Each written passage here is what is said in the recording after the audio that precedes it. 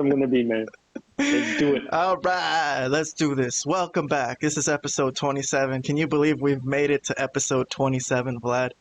The Malapert Smark Wrestling Podcast. This is the last, I think, episode that we're going to call it the Malapert Smark Wrestling Podcast. I've been thinking about just calling it the Malapert Smark Podcast.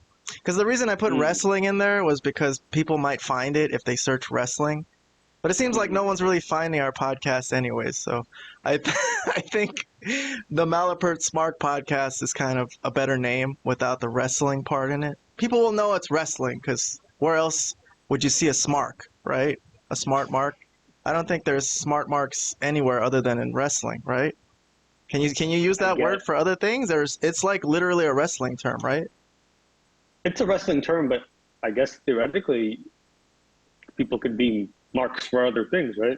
Yeah, like if you were a judge of television or movies and you thought you were like a better writer, you would be a better writer than Martin Scorsese or something like that. Yeah, like or a better director. Put a mark for, like you said, Scorsese or whoever. Somebody could be a mark for like Al Pacino or somebody like that. I don't know. Would someone be a smart mark if they thought they could direct better than Martin Scorsese and they criticized him and they started opening up a podcast where they're like, look at this shot, look at this cutscene, God, this is awful. Yeah, is that a smart? I don't know. We got to look that up. I'm not sure if you can use smart mark for any term anywhere other than wrestling. So I'm curious about that, but we'll look that up later.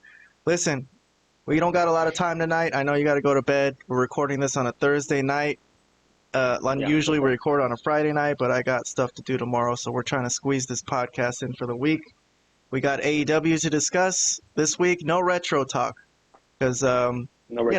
we did some last week. I'm still cutting up clips from that and stuff. I thought it was a fair amount of stuff to still sift through, but we'll get back to that in a while whenever we can. But today we got AEW. It was Grand Slam week, so we're going to talk about Collision from Saturday, September 16th, and then Dynamite from Wednesday, September 20th. So this past week, that's how we do it. I know Collision was a little while ago, but let's talk about it anyways. We haven't really discussed it in detail. So let's break out our TV. We're going to do a watch-along, a little bit of a watch-along. There it is. All right. So what happened on Collision? Can you remember any of this? Do you have notes, Vlad, or are you just going to do this from memory? Well, I do remember the first match was really the crux of the show, to be honest. Starks and Bill.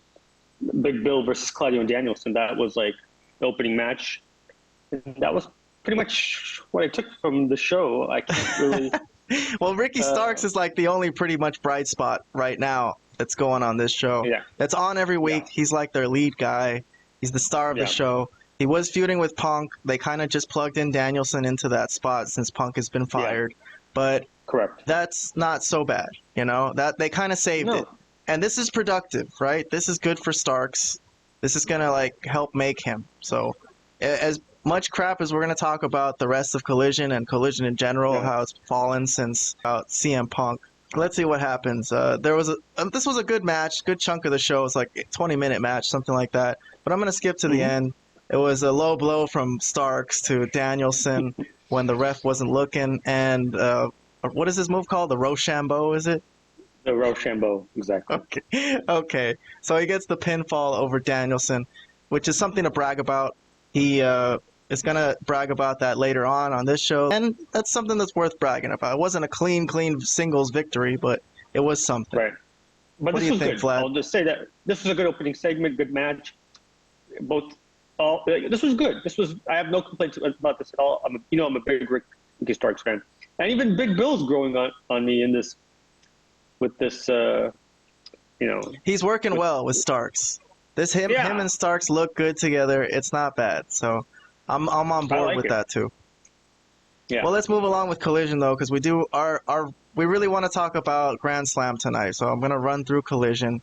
Anything that pops into your mind that you want to say, go ahead and jump in. You don't have to wait for me to stop. I don't care. Go ahead and interrupt me, Vlad. You're the wrestling expert, the wrestling god, actually. We'll talk about that later too, about some of the comments we've been getting on our YouTube channel. But anyways, how dare they? Yeah. Comment.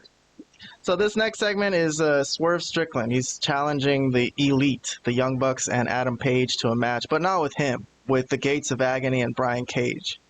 And the Elite, they end up accepting this challenge, and so that's going to be for the Ring of Honor 6-man tag team titles. Okay. Sounds fun.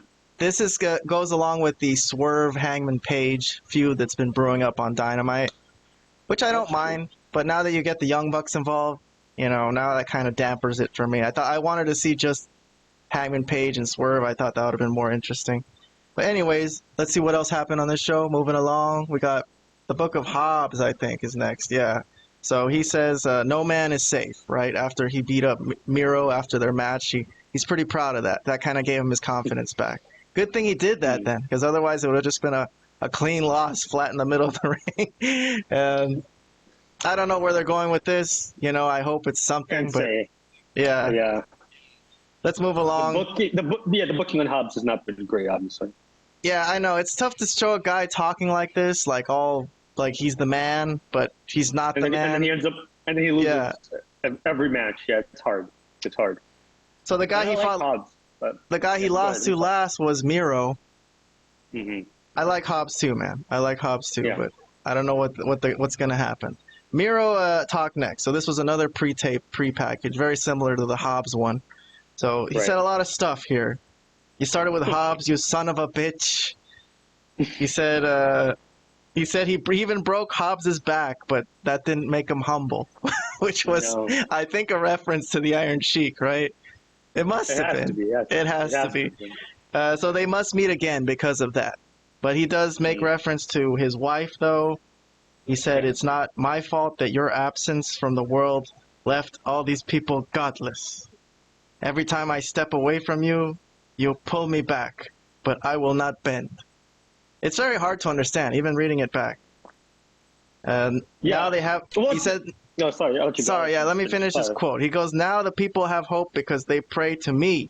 And if one of these fools don't want to be redeemed, I'm going to package them in a nice box and package them in a nice box, real nice, and send them your way. This is the promise of the Redeemer. Man, I said that kind of screwed up. But anyways, I don't know. Something to do with God, something to do with his wife. Well, I'll just say that, as much as, Miro's promos are all the same. They're kind of nonsensical. They make no sense when you look at them. It's like why people like Ultimate Warrior promos. They just seem like they were interesting and full of life. But when you actually try to analyze them, I don't even know what the heck. You can't, it sounds good, but whatever it is you just did, do it. Keep doing it. But just try not to really analyze it too much because it's like I said, what the hell is he even talking about? Yeah, exactly. It sounds good, but when I actually try to write it down, I'm like, what? Yeah, exactly. Took the words out of my mouth. Like, what the heck is this guy talking about? But it's cool. Yeah. It's cool. Maybe I should try to look at it deeper and try to understand, but I'll do that at some other time. I say no. I say don't do that. I say do the opposite. Just go with it. All right. Let's move along. The Iron Savages. Okay. This is, like, the middle guy's name is Jet Jameson, I guess, from what I gathered. And he introduces his guys as BK Boulder on his right and Dirty Bulk Brunson. Because they used to be, the Bear Brunson and Bear Boulder, I guess, but now they have a manager. Anyways. Were they they were Bear Country? This was Bear Country? Yeah, I think so. Oh, okay. So this is them repackaged as the Iron Savages, and they're facing off against FTR. Right. So there was a funny moment at the beginning of this though when Jet Jameson was telling Dax that he had a big tummy. He's like, look at my six pack. He's like, what is that? Look at all this. Is that all the tequila? Well, he said you could use a little bit of the Savage sauce. I don't know what that is. Anyways, this wasn't a squash, but it was a short match. The Iron Savages got a little bit of offense in at least, but in the end, it was a FTR victory. I know they're trying to push these Iron Savages guys as someone who could at least be on the show, so it's okay. I don't think they're that bad. I don't know. I can't tell, but yeah. So the Workhorsemen come out after this because FTR challenged anyone in AEW, right, to fight them. So here comes Anthony Henry and what's the other guy's name? JD Drake, the bigger one. They confront FTR about the Open Challenge, and Aussie Open watch from the back. Yeah. So that's going to come up later. Oh, so here's the much talked about Keith Lee backstage segment where they had the pre-production part, like the one segment where they're like doing the countdown, 5, 4, 3, 2, 1, and the clap. Yeah. And this got a lot of flack on the internet for being unprofessional. What do you think, Vlad? You want to rail on this or what? This is your chance.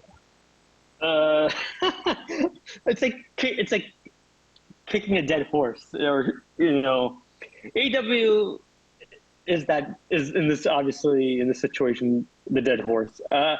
Yeah, obviously this is unprofessional to have this air like that, but what else is new? I mean, how many different unprofessional things have they been involved with that we could say AEW is unprofessional?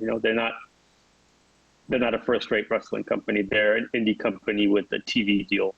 I've been saying that forever. So, yeah, I could rail on it longer, but, like, what's the point? Yeah, obviously, people are saying, oh, it was part of the show, or it was a work, or I think Cornette tried to explain it that, yeah, just the production guy messed up or something, or whoever does their editing messed up. Whatever the case may be, it's bad. Whatever. If it's a work, it's dumb, because nobody understands it. What the hell? Why would that be a work to put that in there? Nobody understands so I'm gonna say it's not that, and it's just them being dumb to letting this air. And why not remove this from like the West Coast feed? Why? It's like they want to show everybody in the world that they're not just the East Coasters that got it live, but everybody that I don't know. It is what it is. Isn't it the ultimate selling out the business type of, like, this is a TV show, 5, 4, 3, 2, 1 action. It's not wrestling. Oh, yeah. I guess. Of course. I could say that, but you could also just let it go and not take it so seriously. Yeah, some guy forgot to cut out 5 seconds of the show. Okay, I mean, I get mistakes happen. I mean, I'm not going to completely kill. I mean, nobody's perfect, that's for sure. But still, it doesn't. Considering all the other problems AEW has, this is like another thing that people could just kill them for. Just another one of the many things. Also, it was just funny that I don't know, we were talking about it in the text messages, that, like, what is take 22? Because there's no way this could be the take 22 of this interview that Keith Lee mumbled through. Yeah, I hope it's not the 20-second take, for freak's sake. Like, I don't think it was. I think it was, my guess is that it was the 20-second take overall, like, including everything from throughout the show, like the first beginning part, and they had a bunch of interviews there. I don't think Keith Lee. I agree with you with that. Yeah. I hope to God Keith Lee didn't do this 22 times. Well, it was Keith Lee and Shane Taylor and Lee Moriarty. I mean, we could move on with this. Let's move on with what happened. Yeah, we could move on. So I think Keith Lee was saying something, in a boring way that, greetings and salutations. He's very polite, is his gimmick, I guess. Shane Taylor Promotions is coming in. He's recruited Lee Moriarty, so that's his guy. I mean, I watch Ring of Honor, so I know these guys, but it's a lot of Ring of Honor stuff leaking into Collision, as we will probably discuss later on with the Righteous and other types of people. But I'm going to move on with this segment because I'm sure you don't really care about this. Neither do I. Let's move on. No. The next segment. Okay, another thing we probably don't care that much about. It was John Silver versus Anthony Bowens from the Acclaimed. No. And believe it or not, this had an angle attached to it where John Silver said the rest of the Acclaimed were banned from ringside. So they had to leave and do it, and Anthony Bowens had to do it alone. And they were the ones who ended up interfering. So it was a trick so that they could get Evil Uno from underneath the ring, and it's a victory for John Silver, which Dark Order has been pushed more in Ring of Honor. So it's not like this comes out of nowhere to someone like me, but it does come out of nowhere to someone who's been watching AEW only, that, they haven't really been featured all that much.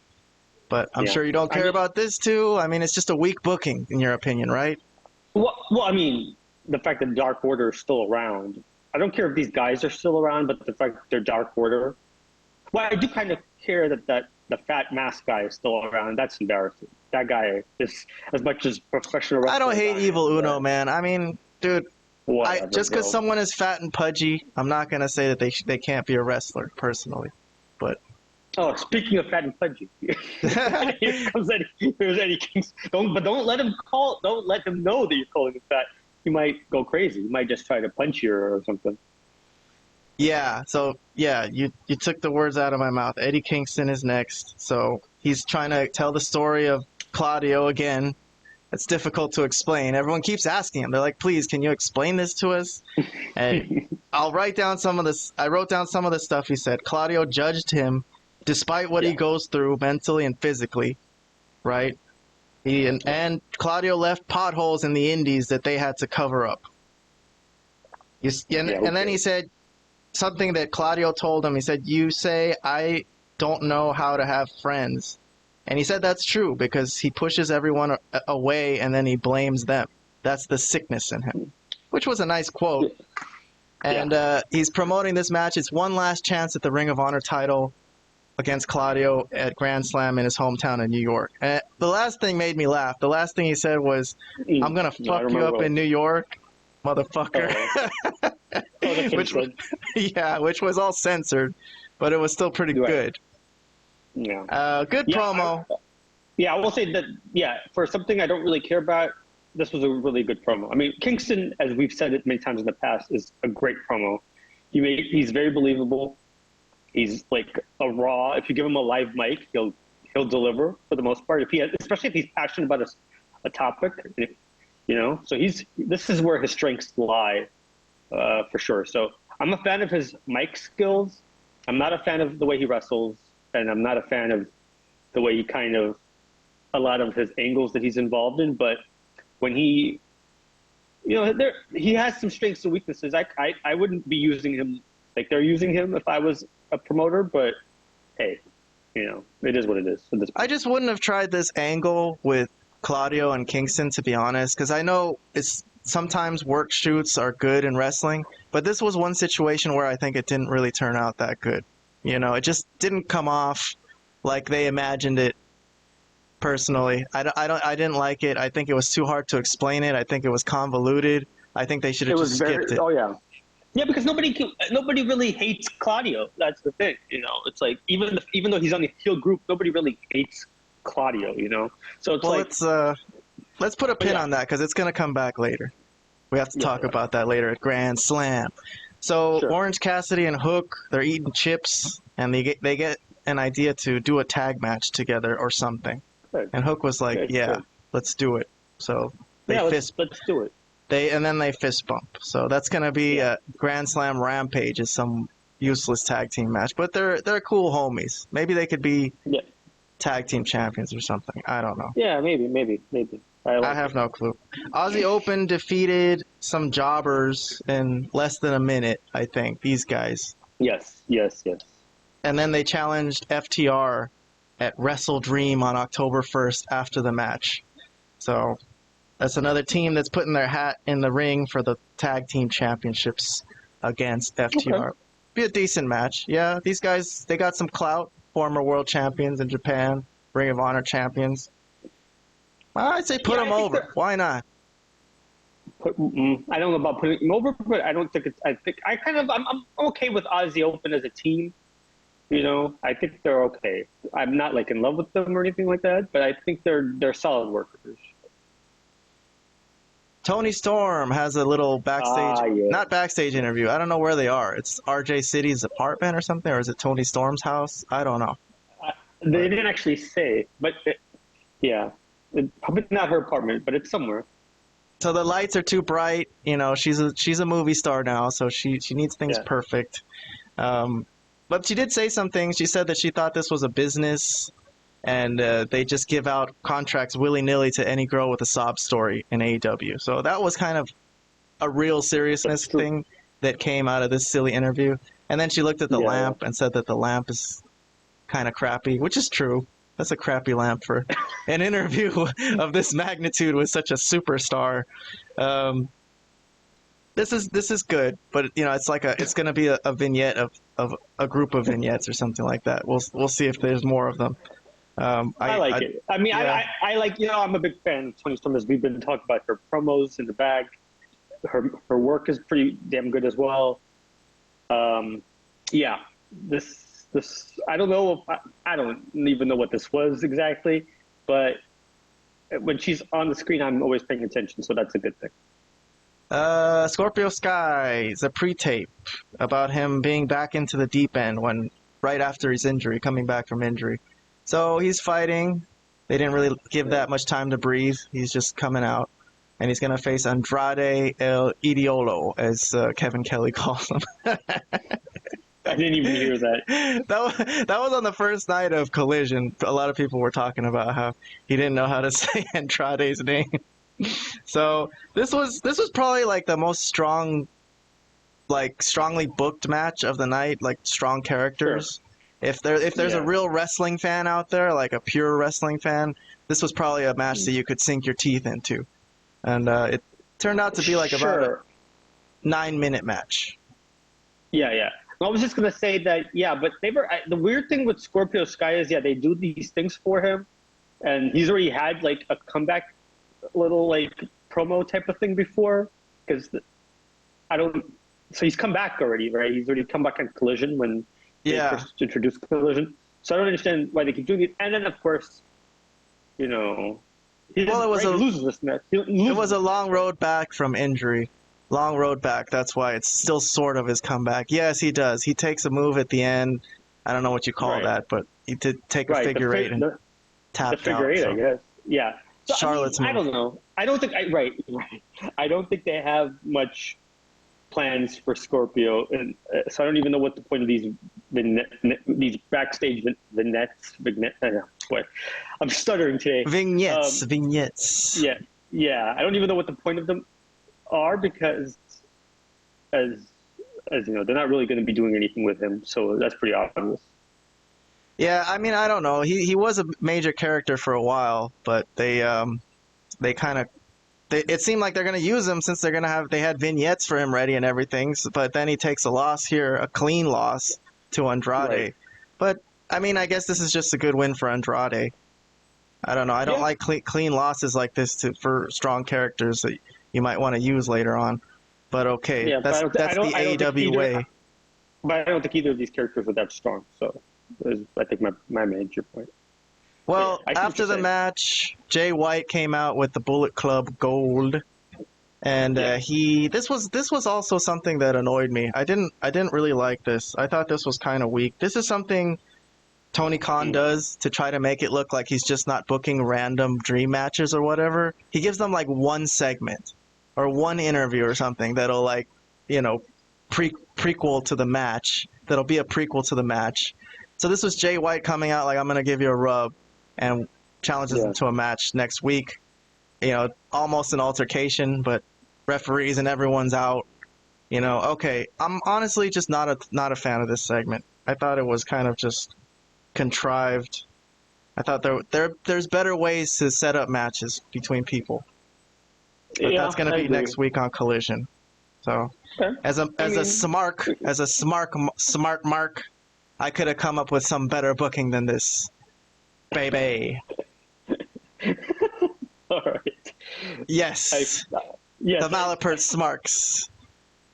Yes. As only Here we go. Could do. Oh no. So there's a video package reviewing the history of Ibushi with Kenny Omega, the Golden Lovers, because Don Callis vows to end Kenny Omega and everything he loves, right? So they have to show how these guys have been super friends in Japan and everything.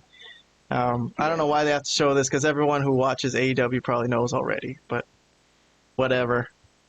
Moving on. I mean, I don't mind this. As an angle, I don't mind Don Callis going after Omega. Right. So I just have to say that. About that angle, I don't mind that angle. I think that's going well. Shibata, another guy. That's my guy. Shibata, the Ring of Honor Pure Champion. He talks through Google Translate because he can't speak English. So he's facing off against... This is the guy Cornette says lost his brain. Yeah, I don't know. They had some angle in Japan where he lost his brain and put it back in. I really don't know But okay. I don't really know either, but this is no wonder he can't speak. His brain was put back in, so of course he can't speak. Oh, that makes sense. Yeah, that's good. Good, Vlad. So he's fighting Nick Wayne. Vlad, are you booking this? Yes. It's a good explanation. You should be the commentator so you could explain these silly things. So he's facing off against Nick Wayne for the Ring of Honor Pure Championship. 18-year-old Nick Wayne has a chance to win a title this Thursday on Ring of Honor on Honor Club.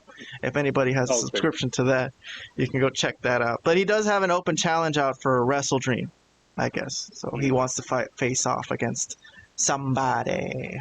Let's see what's next. Oh, anybody. Okay, he didn't even challenge anybody. Got it. Okay. I don't know. They're still figuring that out. The card is still coming together for Wrestle Dream on October 1st. So Jeff Hardy and Matt Hardy come out. Yeah. They're facing Vincent and Dutch of the Righteous. I know these guys too because of Ring of Honor, and I like their ring walk entrance. I like their vibe. I like their gimmick. I don't have really anything bad to say about them, but they show some review of their feud from Rampage, which we didn't see. This is like the only way I see what happens on Rampage is these little reviews on Dynamite or Collision. So they've been going at it, I guess. I don't know. And this match. So what's happened in this match? So the Hardys do the job in this match. So they put these guys over. It's like a 7-minute. This was a gnarly shot to the nads by Jeff Hardy right here when he was going up for the Swanton. That was pretty sick looking. Hardy still got it to me, in my opinion. But they think they're better off using them to put young guys over. That's fine. So Jeff Hardy takes the pin here. And I agree. I wouldn't do that. I would put him over. I would put Jeff Hardy in the world title. My world heavyweight title match would be Jeff Hardy versus Christian. Yeah. Boy, oh boy. You're somebody's stuck in 2007. Yeah. But anyways, no, I was gonna say I don't really know. Maybe you could help. You said you like the Righteous gimmick.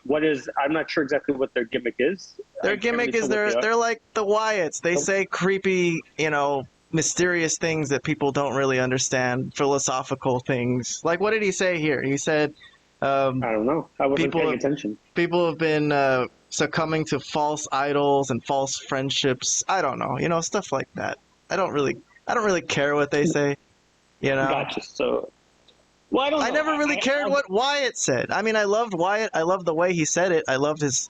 He had a tone about him that made him interesting to listen to, but I didn't really actually listen to what he was saying. Sometimes I did, but I'll say I'll give these guys a chance. I'll try to see it maybe next time they're on. If they're, I didn't really probably give them I'll be honest, I didn't really give them a great chance in this show because I was so disgusted by what I was seeing in this whole show. So I wasn't really that invested after that opening match. So they cut a promo on MJF and Adam Cole, actually, because they're involved in this. There's going to be some kind of match where someone's going to get a Ring of Honor tag team title shot. So they're involved in that. I thought it was weird. I was like, why are they talking about MJF and Adam Cole? Are they going to go into a feud with them? But I think they're going to be in a 4-way match or something, which we will discuss on Dynamite. It's going to get announced on the next show. But I'm going to move along from this. Claudio. What does Claudio say here? Backstage interview with Claudio. He's angry at how Kingston has dragged him through the mud every chance he gets because he was weak. And he says this will be the final chapter at Grand Slam. This is Kingston's last chance because he's had a chance at the Ring of Honor title. He's been in tag team matches against Claudio, and he just hasn't gotten it done. So let's see if he could do it, but we'll find out. FTR, what do they say? They accept Aussie Open's challenge if they are still tag team champions next week, if they must defeat the Workhorsemen on Dynamite. So if that happens, then the Aussie Open match will happen at Wrestle Dream. So let's just hope. So keep your fingers crossed, man. Keep your fingers crossed. I got all my fingers crossed. So Danielson has a video package for the Zack Sabre Jr. match. Kind of a nice package, I don't really like how they set up this match. Basically, Danielson said on last week's Collision that or was it on Dynamite? I don't remember. But he said that I think it was It was on Collision, yeah. So he said Zack Sabre it calls himself the best technical wrestler in the world. So they're going to prove who's the best technical wrestler in the world. So basically it's going to be like a Chris Benoit, Bret Hart, boring-ass type of fight or something where they're trying to get grapples and submission moves on each other. Okay, that's fine. I just need a feud, you know? Somebody attack somebody out of nowhere. Somebody come out and be like, hey, I need to prove I'm better than you. And, you know, this doesn't do it for me personally. Yeah, this is, I mean, a dream match for the fans that might know who Zack Sabre is. I don't really know him that well. I'll admit that again. I'm actually, like I was saying last week, I didn't really care about that part of Danielson's segment. I actually cared more about Ricky Starks, who I do see as a potential superstar talent in the making. Zack Sabre might be a good wrestler. I'm not saying it's a good thing or bad. You know, I don't know. I'll see. I know he's been on some of their shows. I haven't really been paying attention. Maybe he was on Forbidden Door. You know, I'm not watching that. So, yeah, I don't know. I'll give him a chance as well, but I'm with you. It's hard to care. It's hard. He's to not bad. Care about this. I've seen him. I watched this match because he was involved with Orange Cassidy. Yeah. But I think he's all right from what I've seen. He was involved. Yeah, that was the match he was in at Forbidden Door. It was a 4-way with Orange Cassidy for the international title. It was one of the epic 31 title defenses. So gotcha. Add Zack Sabre Jr. to the list. Is that a Jim Cornette shirt, Vlad? Let's see it. It is it. Let's see it. Oh, how controversial to wear this. How controversial. What is there for controversy? I'm a fan of his podcast. That's all. Hey, you walk into a wrestling show with that, some people are gonna hate you, some people are not gonna like you. Some people are gonna hate you, and some people are not gonna like you. I don't know. I got some good when I was there at WrestleMania at SoFi. People were saying nice shirt for the most part, you know. So yeah. There probably plenty of Cornette fans amongst the WWE crowd. You know, maybe not so much the AEW crowd. I'm guessing. You know. Let me move on, Vlad. Let me move on. Let's move on. I got a couple things here on Collision to go through. What else we got? Oh, look at this. So, do you still think that was not a work? It happened again here on the show, or did they do it to try to cover their asses? Here, listen to this. I don't have any audio, but Big Bill. Get out of the shot, bro. Get out. We are back live with you here on the TNT. A very angry Ricky Starks. So, did you catch that the first time or what? No, I didn't. I must have not been paying that closely because I did not catch this again. For some reason, I did not. I don't know if I forwarded. I must have forwarded through because I watched this on DVR and I forwarded. This looks like it came back after commercial, so I must have already turned it on when Starks was talking. And not seen that. Yeah, is this supposed to be some kind of angle that's gonna come up, like that the production crew keep fucking up and getting into the shot, or what the fuck? I can't imagine what angle could come from something like that. I mean, like I said, if this is a part of like if that initial thing was a part of something and this is a part of something, okay, but like what? Why? Like I can't understand. Even if it's an inside joke. It's dumb. Like, why would nobody knows? The crowd. Nobody knows what the hell this is. Get out of the shot, dumbass. Yeah, I don't know, man. These are the people that were fearing for their lives when CM Punk went on that rampage, right? So the backstage crew that had nothing to do with anything. The poor guys. They keep getting into these shots. Anyways, let me move along. Yeah. So what do you think then? I wasn't aware of this. I have no clue. I don't fucking know, bro. I mean, the first one it didn't have this like thing that was like you know, it was just a clap. So I don't now. Maybe they realized they screwed up and they're like, well, let's add it again so it looked like we did it on purpose. Well, hold on. It says Shivani, right? And it says Marshall. Who the hell's Marshall? QT? He's not even in this thing. What am I seeing here? I don't know. But anyways, whatever this means, I don't know. And wherever this is going, I don't know. But it seems dumb. Yeah, okay, I agree that this second one was definitely on purpose because there's no way they could make the same mistake twice. So definitely this was Yeah, but what it could be a part of, I have no idea. I guess we'll just have to see. But yeah, wow. Good thing you showed me this, because that makes me think maybe, yeah, maybe the first one was.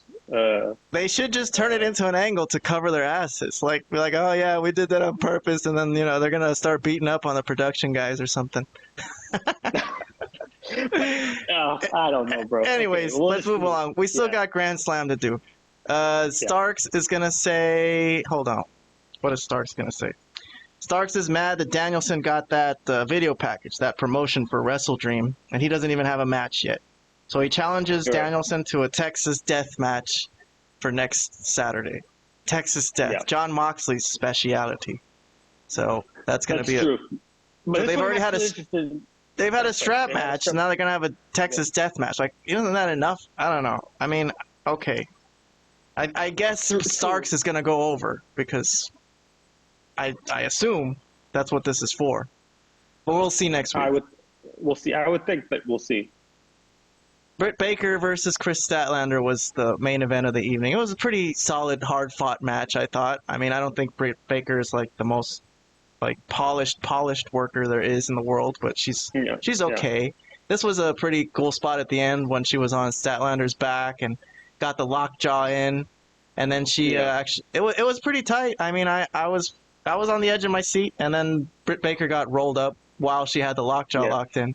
So that was the end of that, and I think Julia Hart looks like she's next in line for Statlander. She's in the audience watching. So what? So Statlander beat Britt Baker one night after she defeated Jade Cargill on Rampage in Jade Cargill's last match, and they reviewed it on Collision here before Statlander's match, and Cargill got one last match in and put Statlander over before she left to WWE, and they had a nice moment where they kind of hugged, and Jade put her over, shook hands, lifted her hand up, said, this is the man, right? This is what was supposed to happen with Brett and Sean, right? Brett was supposed to put Sean over and be like, shake hands, and then, all right, I'm leaving now. I did my job. I put somebody over before leaving, right? And this is what was supposed to happen. Although Brett didn't want to put Sean over because he didn't like his ass, but correct. Well, the difference is here is obviously Brett was the champion at the time, so that was insanely dumb to have a guy that's champion leaving your company. But anyways, let's not go back to that. Here, my only problem with this whole thing is, why not have this at at least one of their Dynamite or Collision at the very least? Why on Rampage? I don't understand that part of it. I mean, if she's gonna do her final job for AEW in a sense and put Statlander over, why not have it mean more than on a show that nobody watches? Maybe that was just the last chance they got, because maybe she literally had like a day left on her contract or something. I don't know. I'm guessing. Well, and then if that's the case, why even do it? Why does she want to do it? Why would she even give them that opportunity for her to do that? I mean, I don't know if I would agree to this if I was. Why not? You really think it was bad for Jade to put Statlander over in a match? I mean, it doesn't matter, dude. No one's going to remember this when she goes to WWE. She could start from scratch.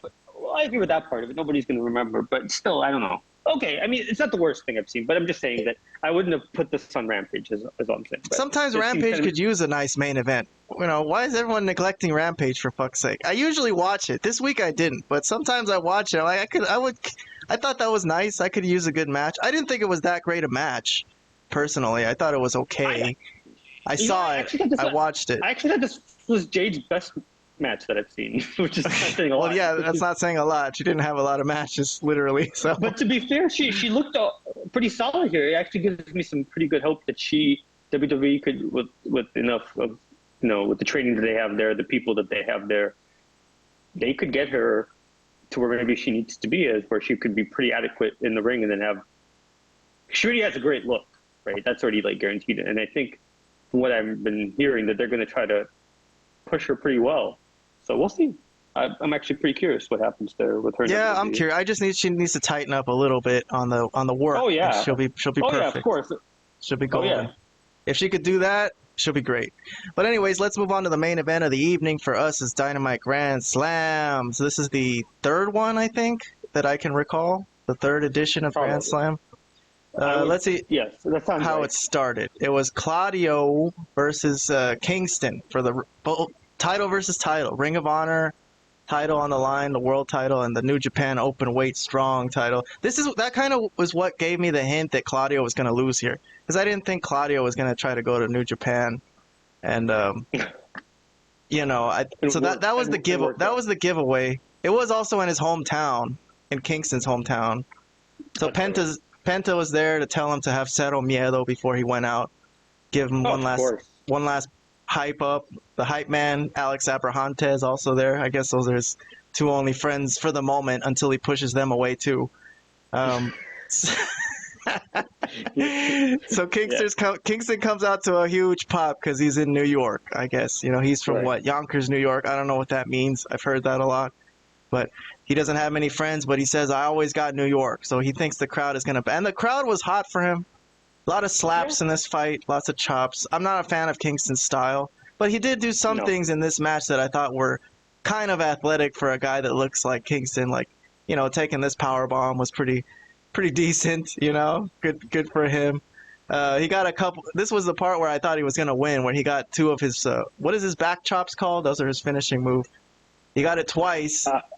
I forgot what he called. Do you remember? It, it's slipping my mind right now. He hit it 3 times there, but that wasn't enough to kill off Claudio. And the end here, he got another one, a 4th one finally. And this was what blew the roof off of the roofless Arthur Ashe Stadium. And he did end up winning the Ring of Honor title. So he's a world champion now, Eddie Kingston can say, huh? This is probably going to be the pinnacle of his life. I don't think he'll ever be AEW champion or... Of his wrestling life, yeah, this is probably the highest he can go. I think this is the biggest title they can possibly give him. I mean, I don't know if you'd consider like an AEW tag team title better than the Ring of Honor world title, but I guess I could see him being tag team champion. But I think it could be. I think Ring of Honor world champion is something to be proud of. There's a lot of names on that list that you could say, yeah, I was. Yeah, but I was up there with Punk and Danielson and Seth Rollins and Kevin Owens, Claudio, Jericho. Jericho, yeah. Well, the only thing I was going to say is, I mean, yes, I agree with you that the Ring of Honor does have some. The Ring of Honor title has some, I guess, you know, some big names that have been their world champion, but now it's not even a company, so it's like. I don't really think it means that much. I think I'd rather be the tag team champion of AEW than being the Ring of Honor world title, because what is Ring of Honor? Ring of Honor is not even its own. I mean, I guess it has it has its own brand, but whatever. But anyways, this was fine. This was okay. This, you know, it was like I said, it's not my favorite style of match because I don't really like Kingston, the way Kingston wrestles, but this was okay. This was fine. So Claudio did shake his hand at the end, adhered to the Ring of Honor code of honor, and Eddie Kingston is the Ring of Honor champion. But I'm going to move on to Roderick Strong's in the hospital with his devastating neck injury, still struggling to recover. His friends... You know, here's the thing I don't understand. This guy obviously doesn't have a neck injury, so what hospital is going to be keeping this guy like he's and put a neck brace on him when he has nothing wrong with him, you know? Well, they got to figure out what's wrong with him. He keeps fucking falling over in a heap, you know? They got to do some testing and stuff, so... It looks like he looks like he's in pain. There's something going on here, okay? We don't know what it is. Adam Cole... It's very mysterious. It's very mysterious. Adam Cole finally arrives. It took him a long time. Roddy was waiting there for who he thought was his friend. Okay, well, hold on. Before you continue, I did think it was pretty funny when he came there and he's like, Roddy, open your eyes. He was like, oh, Adam, it's you. Oh. I'm like, oh my God, this is the stupidest thing ever. Why? But it's the stupidest thing ever, but I have to admit, I laughed because it's so dumb. I don't know. Roddy's making me laugh left and right in this whole angle.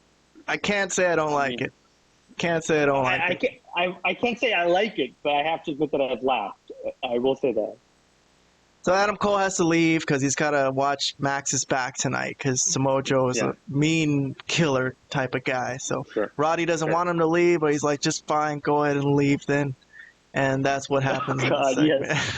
the way he rises up from the bed is just, yeah. So sad. So sad. I'm going to move along. Christian please. And Luchasaurus. So they're going to be on Dynamite Rampage Grand Slam. Not Dynamite Rampage Grand Slam. Yeah. Rampage Grand Slam, it's called. It's going to be a rematch of the match from All in London. Just a regular tag team match. And then the next night on Collision, Christian challenges Darby Allin to a 3-way match for the TNT title.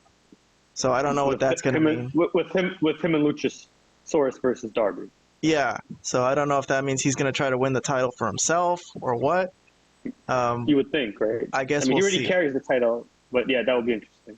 Yeah, I don't know what to expect from this match. I guess it's just a match for the fans in New York to see Sting and Darby, but it doesn't seem like it's that important because the feud's going to go on to the next night anyway, so I don't know. We'll see what happens, but I haven't seen that yet. We're recording this on a Thursday. I know the people who were there at Grand Slam saw it on Wednesday, but I didn't read the spoilers. I don't know what happened yet.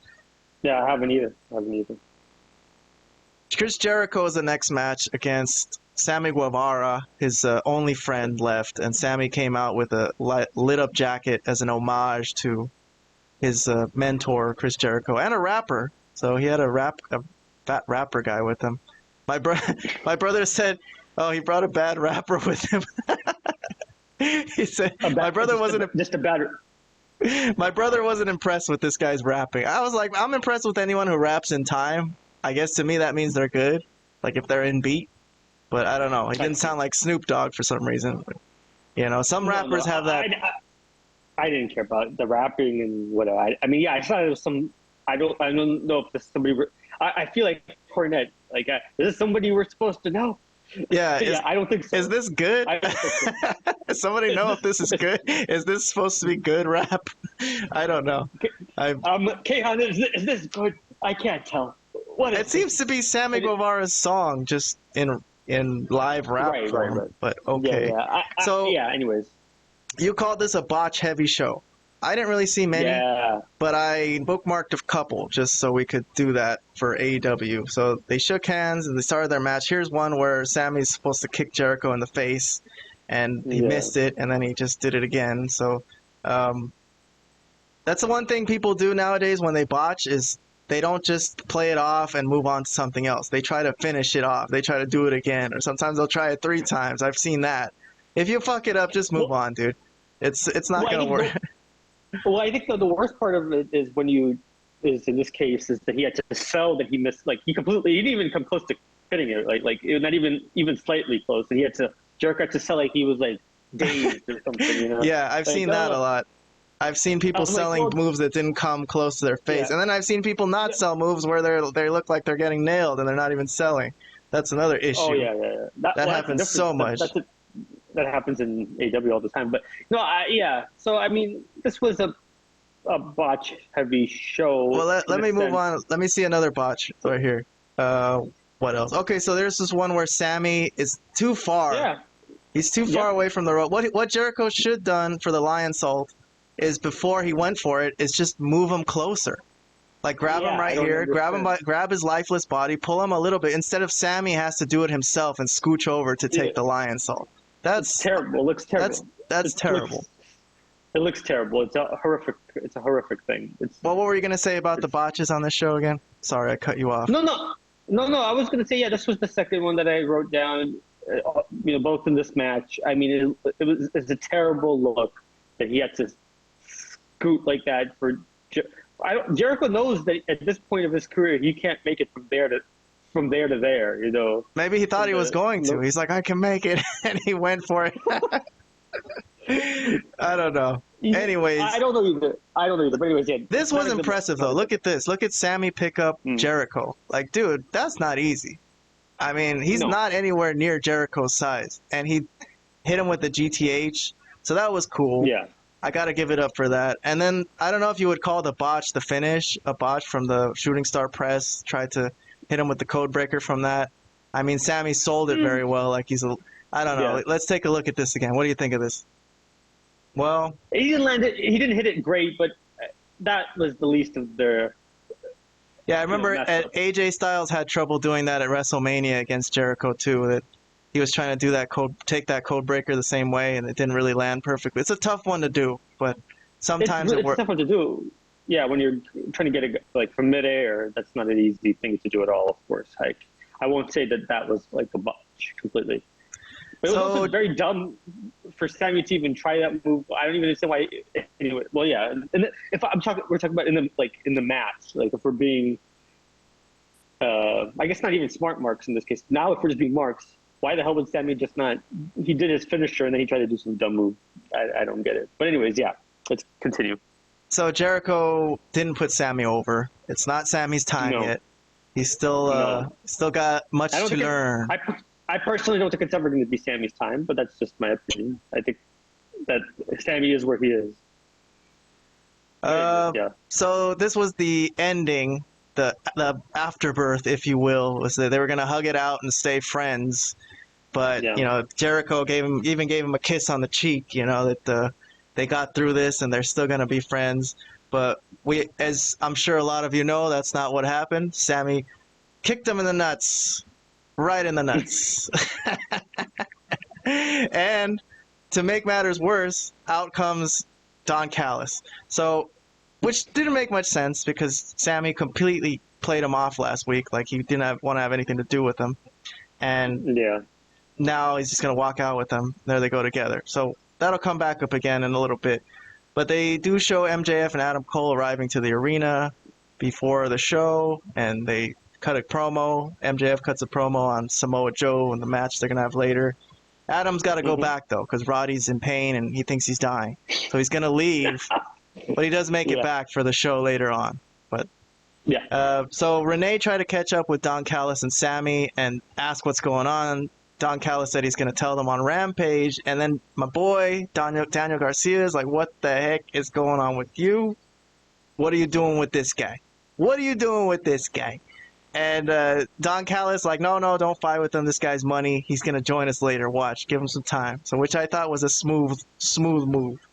So Sammy with Don Callis, huh? What do you think of that? In what world is Daniel Garcia money? Like, what money? This guy can't draw flies to shit. So dude, dance. The Daniel Garcia dance. Come on, man. No, man. He's money. Is money. He's money, all right. He's money if you're trying to lose money. If you're just trying to waste money, this guy's money. He's money in that sense. Well, okay, that's just my that was that though. I'm curious to see what happens. I mean, I like Don Callis. Yeah. It just everyone knows he's a weasel asshole though, so it doesn't really make sense to me that someone would join him. What would Ty Conti say about this, huh? Where's she at? When she berated him about, being friends with MJF, what is she gonna say? She'll probably divorce him. What are you doing with this guy? Well, she's too busy taking care of the kid that I think that they had. I think right, they had right. So I'm not sure. I don't know, but maybe not yet. Maybe not yet. Let's move along to Rey Fenix versus Jon Moxley for the international title. So look, I don't know if you read anything about this, because I haven't really read anything on the internet about why this happened, why Jon Moxley lost, because I was pretty shocked. Because he took what is that move called? He took a pile driver, they call it. It's like a interesting looking pile driver over the shoulder. And Jon Moxley doesn't kick out here, right? He doesn't kick out, but the ref doesn't count 3. So yeah, that was great. My thinking is that he got injured maybe, and he's like, fuck it, I'm just gonna lose. I know I'm out for a while. I probably ripped something, so I'm just gonna put him over. And he should have told the ref that if that's what happened. That's my guess, but I don't know. I didn't read anything. I think from what I gathered, you're basically right. I think he was concussed, but I forgot how he got concussed. They said it was something not even in this match. It was something else. And I don't remember what else he did, though. I was like, okay, maybe whatever. from all the other freaking shows he's been doing crazy shit in, you know, like literally every show yeah, where I couldn't remember why they said he was concussed, but that's what they said. And yeah, so that's how that thing got botched. And I think the referee may have been told, but that's that idiot referee, so he probably would have messed it up either way. So, you know, yeah, it was booking wise. Obviously, it made no sense at the time, but I guess I'll give them a pass because I don't think that I don't think he was. I think Moxley was supposed to win. I would imagine if that didn't happen. But yeah, that came out of nowhere. I was shocked. I was shocked. I wasn't even paying attention. Well, yeah. I just like turned my back around. What the hell? You lost? No way. What? Yeah. I was like, what an unusual booking. Okay, this is Rey Fenix's time, I guess. No, I mean, looking back on it, it does look like Moxley got hurt somehow. So, yeah, go ahead, Vlad. We can hear you. Oh, you can hear me? Okay, I'm sorry. I was just saying, you know, I think this was not their initial plan, obviously. I don't think they wanted Fenix to beat Moxley. They had, I think this was like, they had to call an audible, but obviously even that they screwed up because they couldn't get the finish clean. They had to have like some weird thing in the, you know, yeah, obviously he was pinned and then it just looked so bad that he didn't count to 3. But anyways, yeah, all right, whatever. So this just to me shows how the greatness of Orange Cassidy going through 31 title. Moxley couldn't even do like what, 3 or 4, and he kind of just conquered. I'm sure they had a plan for him to be champion for a long time, but 31 in a row, bro, 31 in a row, and he was hurt the whole time. What an amazing guy, Orange Cassidy. But yeah, the crowd was stunned here. They were like, you didn't really hear them pop. It was just like, what the fuck, it's over. And then they announced that he's the new champion, and people were still kind of couldn't believe it. It was confusing, but okay. So Rey Fenix. Yeah. Well, oh yeah, absolutely. It's very confusing. I couldn't, you know, until I kind of got an idea of why they did this. You know, I was kind of first I was like, okay, that's a horrific botch, and then second, like, why would they want Rey Fenix to beat Moxley here? That makes no sense after everything they've done with Moxley. But then I guess I give them somewhat of a pass on the booking because they just had to call an audible, and that sometimes happens in wrestling. But yeah, it was not a good look for them when you know, it's considering that all the problems that they have of looking professional. It's another thing where again, in one of their marquee shows, they couldn't even get this down correct. You know, like they had to have. Yeah. I know. All right, so that's at least 3 that we've counted today. But let's move along with the show, man. We still got the main event to get to. Which Samoa Joe is here to cut a promo on. I honestly don't really remember what he said. Something about, I'm going to probably, you know, beat that little kid or something disrespectful about MJF, which I thought he did a good job in this feud, kind of making MJF look like a little bit of a scared, you know, someone who just doesn't maybe not quite believe in himself. And I thought this whole thing was fucking fantastically perfect, as we'll see later on. So the Hardys, so this was that 4-way match that we were talking about, that they're going to face the Ring of Honor champions. I think it's the Hardys, the Righteous, the Kingdom, and the Best Friend. Who do you think should win this? It's going to be the Kingdom, right? You would think the Kingdom based on the fact that they're involved with Roddy and Adam and all that stuff. So you would think that actually would be a cool tag team match. I would look forward to that. Yeah, I agree. So Toni Storm's got her new ring walk entrance. She's a movie star. So this is her new thing. They turn out the lights like she's from the 50s, black and white. She sure got that look about her. If she was around in the 50s, man, like she would have been like a serious movie star, I think. Serious. Like she's got that look, like that perfect photogenic look. So she's great, yeah. She's facing Saraya, former members of the Outcasts. They used to be friends. And the match started straight up with Saraya disrespecting her, slapping her around, bullying her. And Toni Storm showed some emotion about it a little bit and turned into a fight, a serious fight. So I'm going to skip forward a little bit. This was the one part where I thought Toni Storm could win. And the crowd popped pretty big for this, you know, HLA, if you will. And as Eric Bischoff used to call it, and then hits her with the Storm Zero and Saraya with the kick out, the false finish. So that could have been a finish, but in the end, this was the finish. It was the hip attack to the bottom of rope. That was the bottom turnbuckle was taken off earlier in the match. So I guess that hurt so much. Yeah. I don't know. That didn't really look great to me, but Saraya with the win. She keeps the title, and I think. Right when the match ended, it kind of hit me. Like, I should have guessed this, because I was like, Saraya kind of needs the title, and Toni Storm's kind of doing well without it. She doesn't really need it. She's got her persona and her personality. I think Saraya is kind of definitely needs this belt more at this time. So, well, I agree with that part, but I also... Yeah, sorry, go ahead. I'll let you no, you go on. That's all I was going to say. I was just going to say that, yeah, I agree with that part, but I also think that, Toni Storm is their best overall women's talent, and she really made this match at least watchable with her antics throughout the whole match. Like, she's really good. She's really good. She's the one. She's actually probably too good to be in this division or to be in AEW women's division. She's a really good talent. Way better than anything that they ever had or previously. She's really good. Well, she might be one of those situations where it's like Drew McIntyre, like go away for a while, work somewhere else, and they see how good you are, and then they'll bring her back to WWE maybe. At some point. Maybe. So we'll see about that. Let's move along with whatever came up after this. It'll be Samoa Joe walking to the ring with some. He should have pushed that guy. Yeah, I was thinking the same thing. I was like, you should go full circle. You should go full circle and just push the security guard. Especially that guy on the right looks like a fucking asshole, man. I'm gonna push that guy. What is he doing? What is that guy doing? I don't know. Anyways, so the Ring of Honor television champion comes out and to face. I also don't understand. Yeah, this was funny. But before we get to that, I also don't understand the security thing because there's no one around. Adam Cole obviously he thinks he could probably attack him, so. It's to protect him from Adam Cole and MJF. MJF is a heel, bro. He could.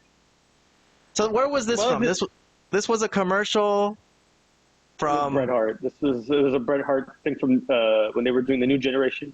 In like 95 or 94. I thought it was like a football player thing, like a commercial, like a cereal commercial or something. No, this was a Bret Hart WWF commercial in like the mid '90s. All right, he gave the kid his glasses. His old pink glasses. And MJF gave his scarf, and he gave him some words of encouragement. Told him that he was adopted, which was pretty hilarious. Yeah, was hilarious. So let's go through this match. This was Sorry, I'm skipping around. So look at MJF selling every single punch. I gotta say, see, this is like a simple thing that you'd think everyone would do, but I see so many times where people are just not moving their head when they're taking these punches like this. So that's good. Let's move. So this was where the stuff really started to get hot, was where Samoa Joe pulled off MJF's shirt, rubbed it on his balls, spit on it, and threw it on his face. And this got MJF riled up real bad. And this was mad disrespectful. Pie facing him, kicking him in the face. Man, this was like bring MJF back to his high school days and when he was getting bullied and stuff and getting quarters thrown at him. So, this whole thing with MJF turning face, I think at first it was very sarcastic and silly, but I think it all worked out pretty damn perfectly, especially for our generation. Like, I can't see it being done better. But anyways, let me move on. So there was some biting here when he was doing his comeback, and he does a little flip here and kangaroo kick, which the crowd popped heavy for. So he does pull off the kangaroo kick. It throws Joe out of the ring, flings him out of the ring. So he doesn't really follow up on this, though. If I could go through the match a little bit, he was going to do a dive out of the ring, but he gets kicked in the head. And what is this called here? A Death Valley driver, I think? So yes. He took a nasty Death Valley driver on his back on the corner of the ring apron, which looked really good. Looked fantastic. So MJF, such a freaking great worker, man. This was pretty close to like a 5-star match. I don't know if I would give it exactly 5, but it was pretty close. But we'll go through the ending when we get to it. So he pulls out a table. Okay, this is something I don't understand also, Vlad. I had no notion of a no disqualification or anything like this. So MJF gets rammed through a table. I have a list of criticisms for this, but I'll let you finish as you go. So they took out the padding on the outside of the ring, gave him a pile driver, sold it very well. Even medical staff comes out to check on him, and Samoa Joe throws them all out of the way and throws MJF back in the ring, which was really cool. I don't remember the last time I've seen this. This is awesome, bro. This is funny as hell. It's like, it would be hilarious if a boxing guy did this. Like a boxing guy went into a corner, like, hey, punches the fucking doctor and forces the referee, like, bullies him to ring the bell. So Samoa Joe tried to throw him back in the ring, and MJF kicked out. So that he looked dead, and he kicks out. Yeah. So taking a lot of damage, and his neck is already injured before the match. So if we're gonna think about this in terms of as a smark, let me move on to the rest of it though. So this part was really funny. He was telling him to quit, give up. MJF spits in his face, spits in Samoa Joe's face. That was really cool. That was a good spot. Such a good heel, Samoa Joe. So this is where MJF pulls out his heel stuff. So he low blows Joe, grabs the ref, low blows him, and goes for the Dynamite Diamond ring. And he's looking at it. The crowd's kind of cheering for it. They see it. It's a little obvious. The ref is not looking at him, though. He's looking at Samoa Joe. And he's going to use it, but the ref sees him. And this was the part where people could have thought Joe was going to win, because Joe low blows him. For sure. Puts him on the top rope, sets him up for the muscle buster, and then I was like, what the fuck? Is this it? It's gonna happen. Like, I really thought Joe could have won this match. This wasn't one of those matches where it was like, you know how sometimes it'll be like Roman Reigns versus Logan Paul? Like, you know there's not gonna be a title change. But this, I thought there was a little bit of a chance. So that was a false finish. Then he chokes him out right after that, and Adam Cole comes in for moral support and tells MJF, come on, you gotta do it, and then MJF lifts his arm up at the very last second, hypes himself up, and this was the second ref bump. So the ref, this was the first ref bump, but they were gonna smash him into the corner. The ref falls out of the ring and hurts his knee, and then MJF pulls off his wrist tape and chokes out Samoa Joe, and then they have to wait for the ref to kind of get himself together and get into the ring. The ref does get in the ring and sees that Samoa Joe is out cold, and that's the end of the match. Pretty damn fucking good match. It was fun. It was hot. Absolutely. I thought it was funny that Adam Cole kind of helped him do some heel work. They're baby faces, but MJF's got that heel in his bones, you know what I mean? In the bottom of his heart. Yeah, like he's hiding the tape, and then it falls down, and then he tells Paige, Cole. Good friend. Adam Cole's a good friend. A good buddy, man. That's a good friend right there. So, and then post-match, Joe is mad at Adam Cole, which he should be, for interference. What are you doing here?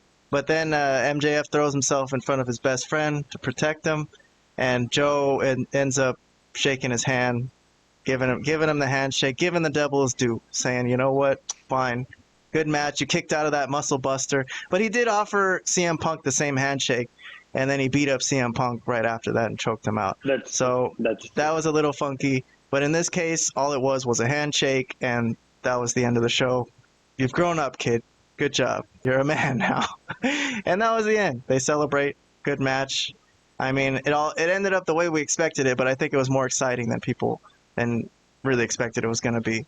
So give your thoughts on this match, Vlad. What were you going to say? I was going to say that it was obviously very good. Everything that you said was absolutely right. It was a great match. Two guys that could really work. I'm only going to put the criticisms that I had.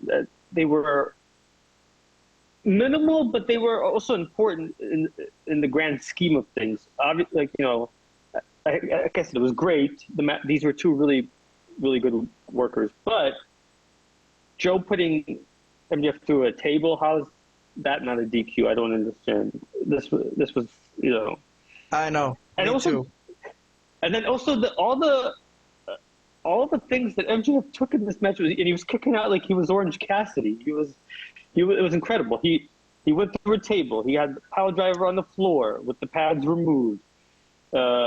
He kicked out of the muscle buster after getting a low blow. So he was just kicking out of everything. Right? And then also, I'm not really sure why Joe decided to shake his hand at the end, but, whatever. I guess that's like the least of it. But, I think he took too much damage, too much stuff, and then still win the match and still kick out of everything. That was my only criticism. As far as the work itself, I thought it was really good. Some of it, like I said, some of it didn't really make sense as far as some of the things that they were doing that should have caused the DQ.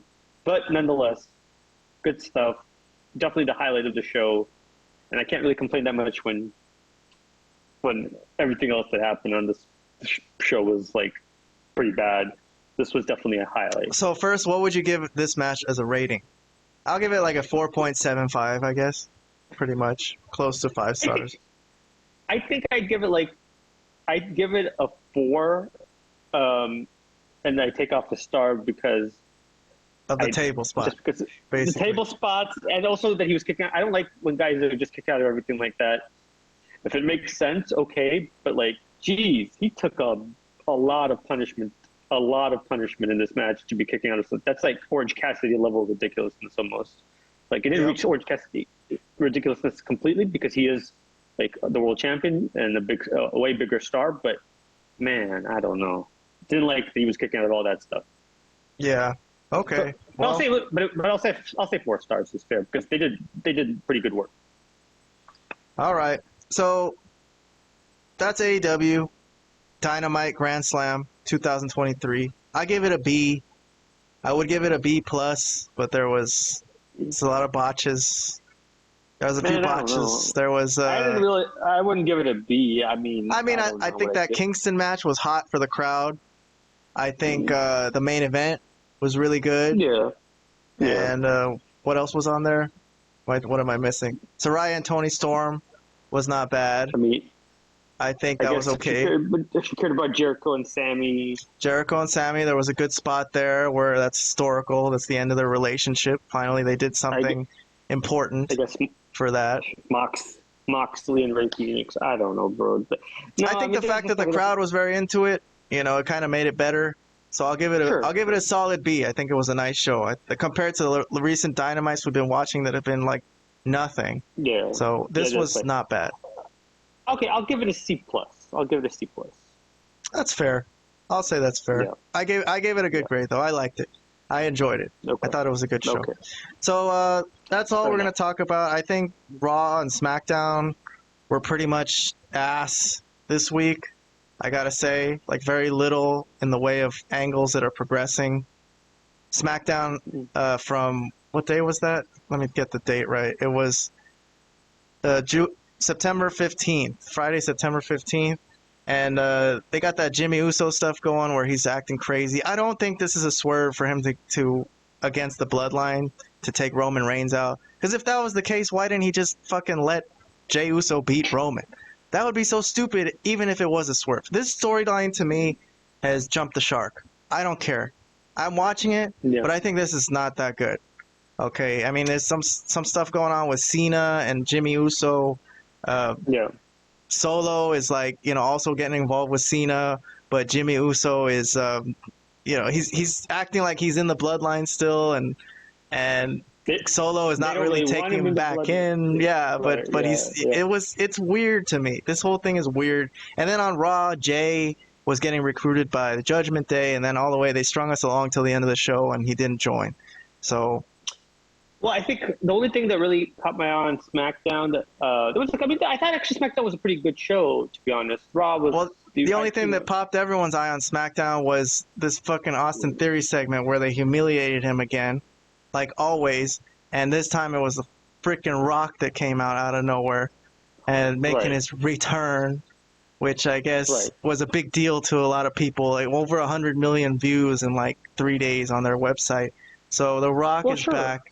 Does this mean The Rock is back for real, or was this a one-time appearance? Is he going to face Roman? Is this the beginning of the Roman feud for WrestleMania, and they'll send Cody? Because I'm hearing a lot of things like they're going to sign CM Punk, and Cody could feud with him. That'll be fantastic. And then they can do The Rock and Roman, and they could just find a million things to distract Cody with. He's getting distracted with Dominic right now. Next week it'll be something else. Next week he'll just never get back to the title.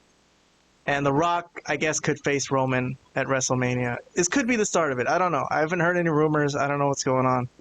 But in this scene, all he did was humiliate Austin Theory again. Like, he needs more humiliation. But what were you going to say?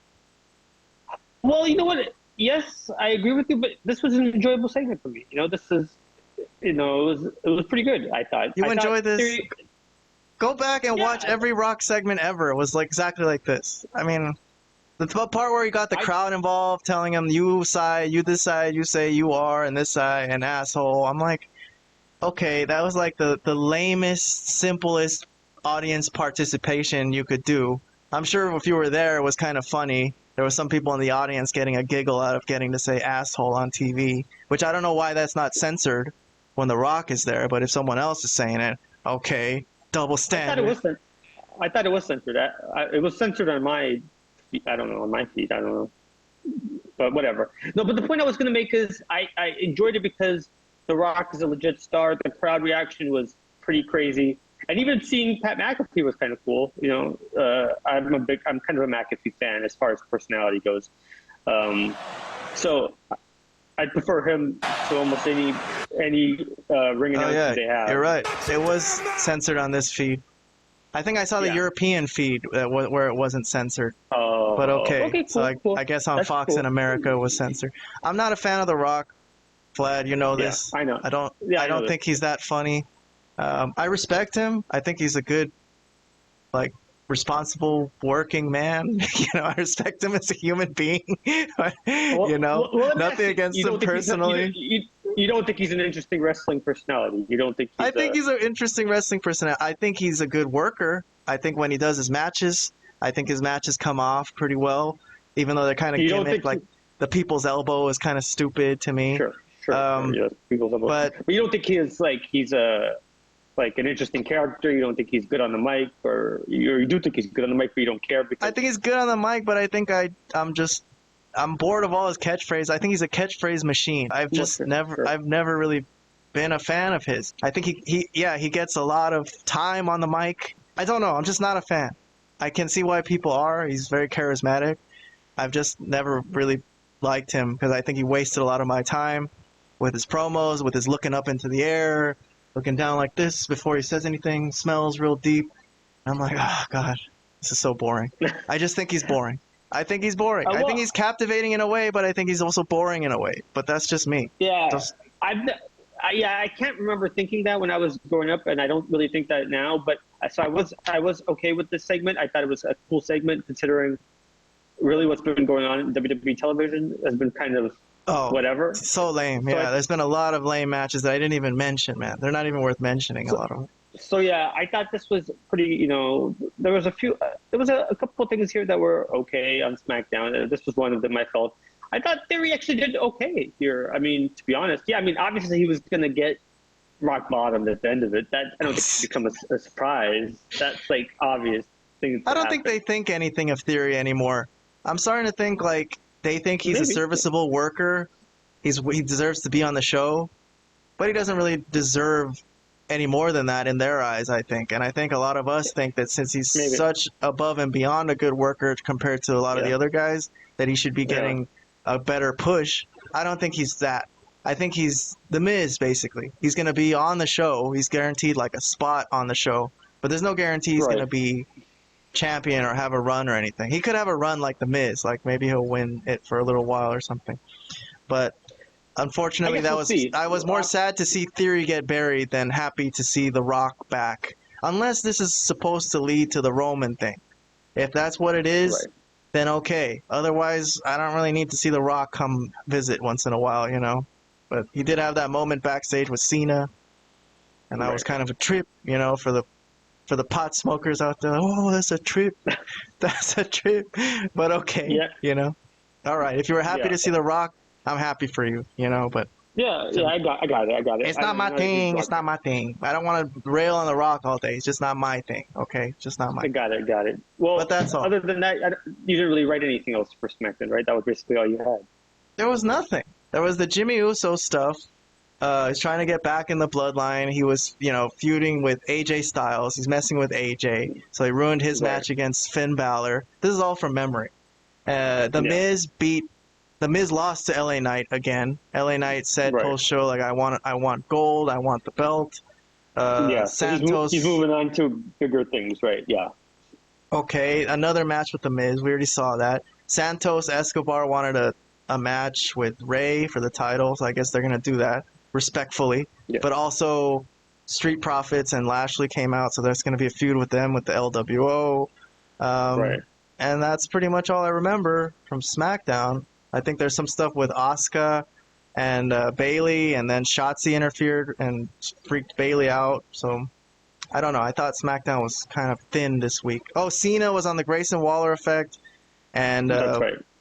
So Jimmy Uso came out, told people that, like he said before, no one wants to see you here. And then Solo came out, and I think Solo. So how is Solo? He was gonna hit Jim. How is Solo related to Umaga? Do you know that one? Because Umaga fought Cena before, and I think some people were saying like this is a family matchup, unless it's like his uncle or something. Must be. I gotta look that up because it's not his dad. Because his dad is Rikishi. No. His dad is Rikishi. I think it might. Yeah, maybe his uncle. So there was that, and then that was about all I remember from SmackDown. From Raw, the Nia Jax thing that we thought they might cancel, they didn't because she jumped in on that women's tag match. She's back again. Yeah, she's back again. She was running roughshod. She beat up Chelsea and Piper Niven and Zoe Stark and Shayna Baszler. So that's continuing on. And I really can't remember anything else. Oh, Cody and Dominic. Nobody trusts Jey Uso. In the end, he didn't join the Judgment Day, but still, he's got a lot of enemies. Drew McIntyre, Kevin Owens from when he was in the Bloodline. So that's a thing. Cody's trying to watch his back and say, like, no, don't worry. He's okay. He's cool. So Cody's trying to give him I don't like any of this. It's okay. I left it on. I watched Raw, but it's like none of it really got to me. So I enjoyed AEW more this week. I understand. Yeah, I thought SmackDown was pretty good for the most part, to be honest with you. But I think the only problem I had, or I continue to have, is, I think if Roman is your biggest star and he's never on the show, it's just not good. He hasn't been on a show in like months, or at least a month. Yeah, crazy. The Bloodline segments really suffer. It's like you can't. How do you even do that? How can you even do a week-to-week show without your biggest star? I mean, I understand if he's not there maybe every other week, but the fact that he's not there for like 4, 5, 6 weeks in a row, I understand that's the deal that he's got or whatever, that he's working limited dates, but Jesus, what the hell? It's kind of shitty. And also there's a thing about like, okay, you don't have to work matches and hurt yourself, but why can't you just be on the show and do like one of those backstage segments where he's just sitting there with Heyman? Like, is that really going to hurt you? He really needs to be like on vacation somewhere in like Hawaii or something. Like, what the fuck is this? It's unbelievable.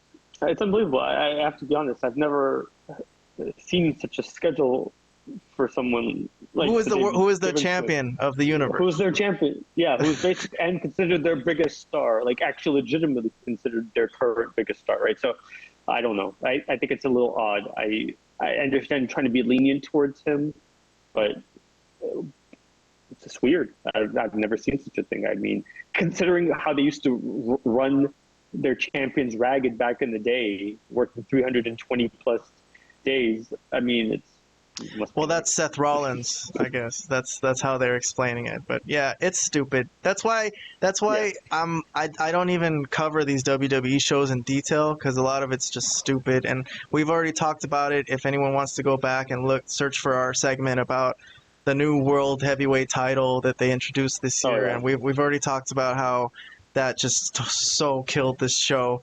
Like, it's Roman's not the one world champion. There is another world champion, which doesn't make sense. So there's so many things about it logically that just kind of suck.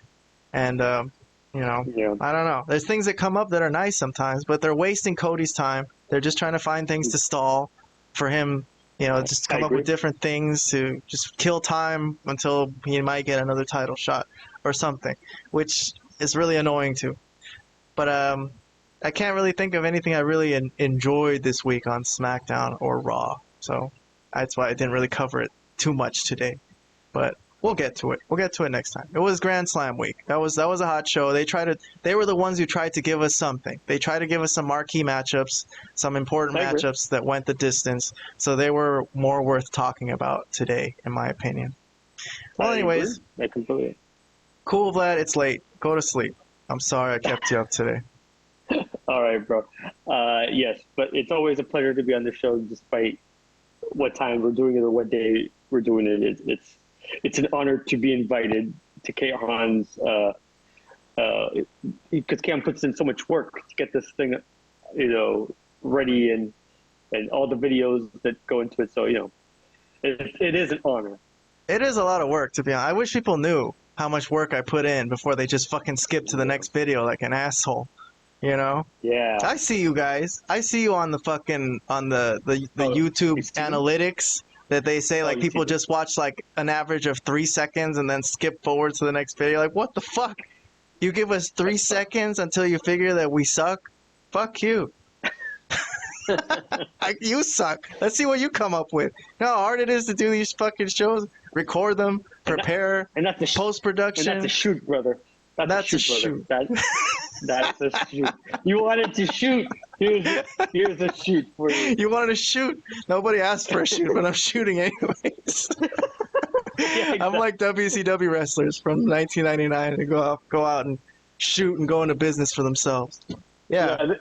Fuck you guys who aren't watching our videos, okay? I'm not even kidding. Man. Seriously, whose video is better? Like, I see a bunch of videos like get more views. I'm like, dude. These guys are like not even doing anything. They just put a camera on themselves and go like this. Okay, whatever. Yeah, man. You want the real wrestling talk? You want to know what's really going on? It's right here on the Malapert Smart Show, motherfucker. The Malapert Smart Podcast. Took the words right out of my mouth. This is the show. If real wrestling fans want to hear about wrestling, this is the show to do. Yeah, subscribe, motherfucker. And wait for us to tell you how it really is, okay? Exactly. Anyways, that's all we got for you this week. You better watch the show, and you better listen on your favorite podcast platform, Apple Podcasts, CastBox, Spotify, Pandora, whatever the fuck. Listen while you're at work. Listen while you're taking a shit. Listen while you're driving around. I don't give a fuck. Just listen, okay? Just listen, exactly. All right, man. We need more views, and we need more subscribers. So subscribe. Absolutely. Or bad things are going to happen to you. I'm telling you. You won't know about wrestling, bro. This is where you learn about wrestling. People, we're showing the clips, too, that we're talking about. Because people just talk out of their ass like they know something. We're showing firsthand empirical evidence. Okay? You can't deny the empirical evidence. Can't deny all right, it. That's all for the show. You made me pissed off at the end, Vlad. But that's all for today's show. We'll see you next time. I don't even know. What did I do now? But anyways.